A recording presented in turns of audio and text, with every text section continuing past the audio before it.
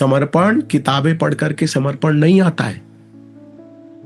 समर्पण अपनी श्रद्धा, अपने भाव और अपनी स्वयं की समझ से आती है। समर्पण करने के लिए कोई ऐसी स्कूल नहीं बनी है कि जो तुमको समर्पण करना सिखाएगी। भाव खुद से करना पड़ता है। भाव लाने के लिए, समर्पण करने के लिए कहीं कोई ग्रंथ नहीं है, कहीं कोई स्कूल नहीं बनी है, या कहीं कोई ऐसा टेबलेट नहीं है, कैप्सूल नहीं है कि जो आपको खिला दे और आप में समर्पण आ जाए। किसी को माँ बाप में मिल जाते हैं भगवान, किसी को गुरु में मिल जाते हैं, किसी को मित्र में भगवान मिल जाते हैं, किसी को बेटे में भगवान मिल जाते हैं, पुत्र में, संतान में भगवान मिल जाते हैं। कितनी कहानियां हैं। किसी को वेश्या में भगवान मिल जाते हैं, किसी को राजा में भगवान मिल जाते हैं, किसी को पत्थर में भगवान मिल जाते हैं।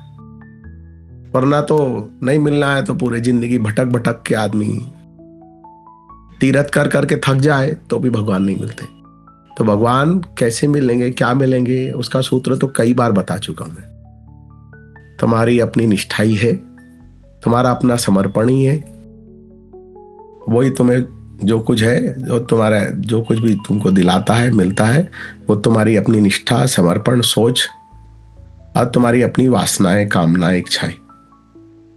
या तो इच्छाओं कामनाओं को पूरी करते रहो और एक दिन ऐसी मर जाओ कीड़े मकोड़े की तरह। यह सच में परमात्मा से प्रेम है, परमात्मा को चाहो उस चरम तक और पा जाओ परमात्मा को। तुम्हारा प्रेम तुमको कृष्ण से मिलाएगा, कृष्ण तुमको थोड़ी अपने में मिला लेंगे। अगर ऐसा होता तो कृष्ण सबको अपने अंदर मिला लेते। मीरा ही क्यों मिली खाली? चैतन्य महाप्रभु क्यों जाके विलीन हो गए? मीरा ही विलीन हो गई, बाकी क्यों नहीं होते? कभी सोचते हो क्या उसमें कृष्ण का क्या लेना देना? तुम्हारा अपना भाव उसमें विलीन करवाता है, वो पहुंचाता है। अरे तुम पहुंचो तो सागर तक तो यात्रा पूरी करो।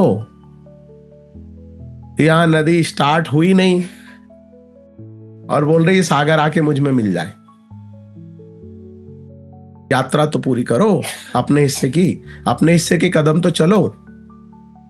तुम एक कदम चलो, वो तुम्हारे लिए 10 कदम चलेगा, पर तुमको तुम्हारा एक कदम भी 100 कदम के जितना लगता है।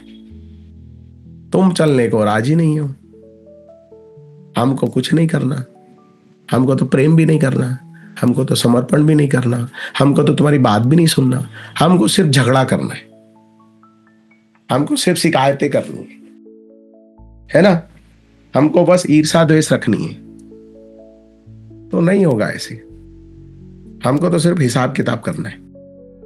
जब तक उस चीज को समझोगे नहीं, जानोगे नहीं, तब तक मुश्किल है। श्रवण ने माँ बाप से भगवान को पाया ना, माँ बाप की सेवा करके।